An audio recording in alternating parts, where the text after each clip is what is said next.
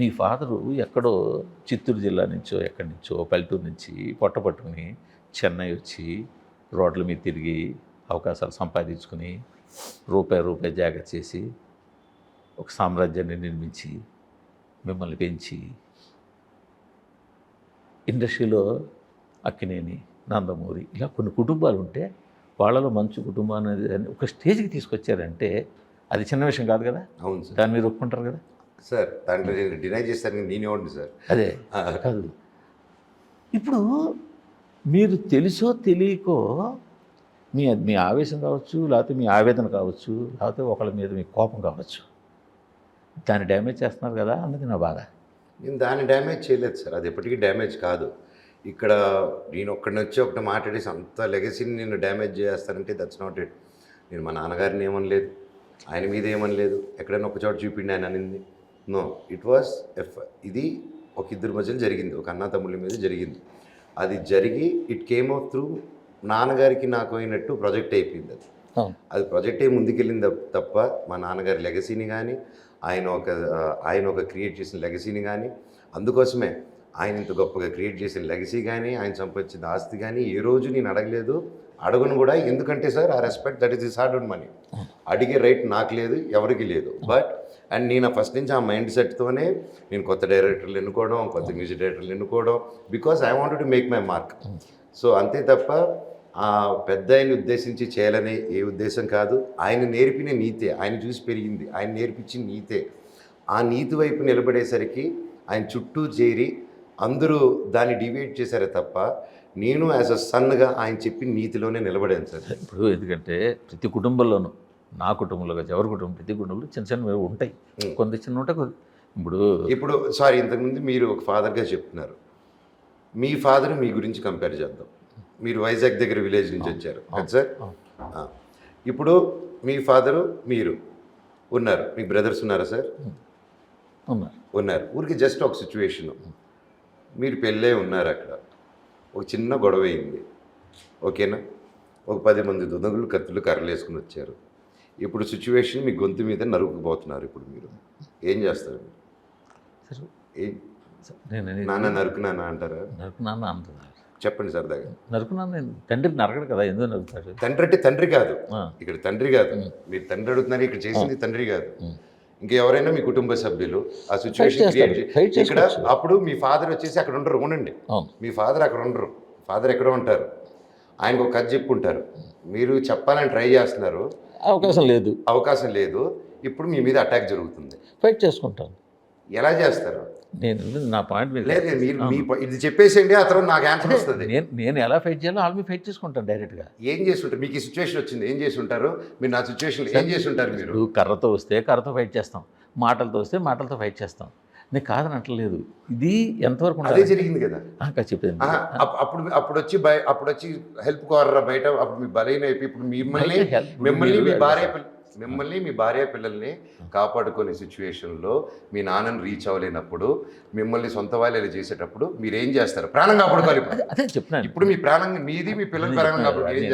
మీరు బయటకు వచ్చి హెల్ప్ కోరడంలో తప్పులేదు, బట్ మీ హెల్ప్ కోరడానికి కొన్ని విధానాలు ఉన్నాయి.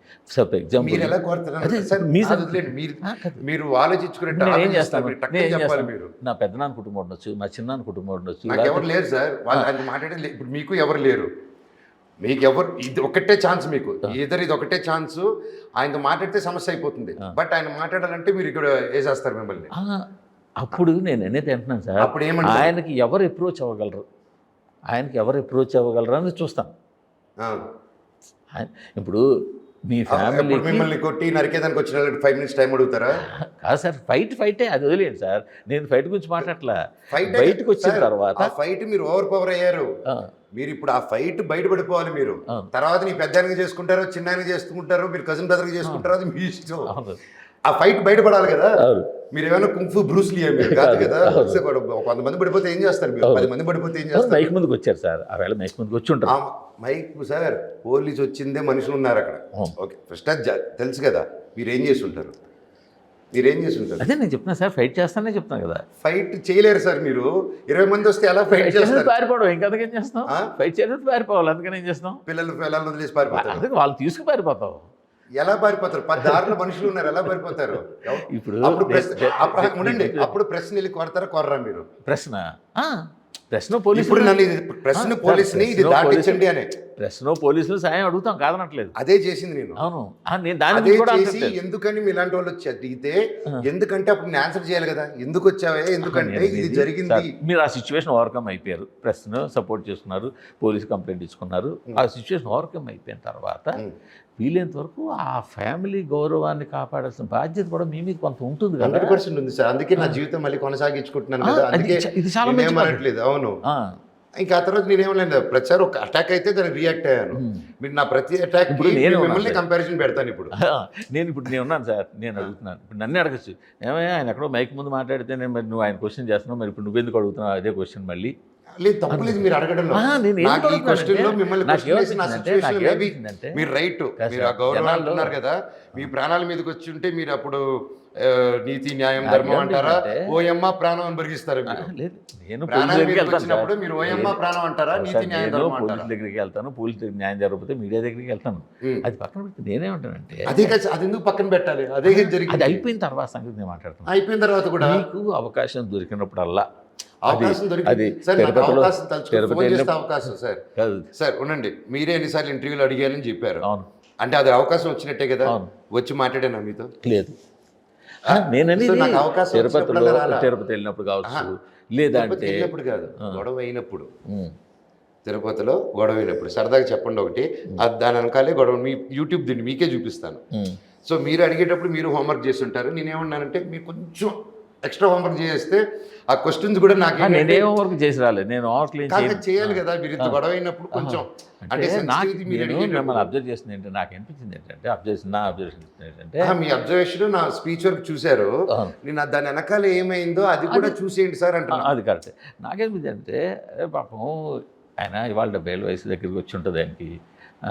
ఈ వయసులో కొడుకు ఇంటి పరువు తీసి బయట పెడుతున్నాడంటే ఎంత బాధగా, ఆ పర్సెప్షన్లో ఆలోచించాను నేను. ఇంటి పరువు సార్ నేను తీసి బయటపెట్టలేదు, సిచ్యువేషన్ కదా తీసి బయటపెట్టింది. ఇప్పుడు కొడుకు తీసుకొచ్చిన ఆయన ఆ యాంగిల్లో ఫీల్ అవుతారని మీరు ఎలా అనుకుంటున్నారు? ఆయన బదులు కూడా మీరు ఆలోచించారు. ఆయన మరి పోలీస్ స్టేషన్ తిరగాలి, ఆయన ఒక కలెక్టర్ ఆఫీస్ తిరగాలి, ఇవన్నీ నేనేసింది కాదు కదా సార్, నేనేసింది కాదు కదా. అది ఎవరు వేసింది? కలెక్టర్ ఆఫీస్ నేనే వేసాను. నేనే లేదు కదా. కలెక్టర్ ఆఫీస్ పిలిచింది ఎవరు? నన్ను పిలిచింది ఎవరు? నోటీస్ వచ్చింది నాకు. నేను వాళ్ళ మీద నోటీస్ వేసానా? లేదు కదా. ఎక్కడ నేనేం చేయలేదు సార్, ఎవరి మీద నోటీస్ వేయలేదు, కేసులే లేదు. నా మీద వేసిన దానికి, నా మీద నా వైఫ్ మీద వేసిన దానికి నేను అది కాదు, అది తప్పుడు అని చెప్పి పోరాడాను. అంటే ఇప్పుడు మీ వైఫ్ మీద మీ మీద కేసులు వేస్తే ఓకే, వెరీ గుడ్, నీతి న్యాయం ధర్మం సెల్యూట్ కొట్టరు కదా.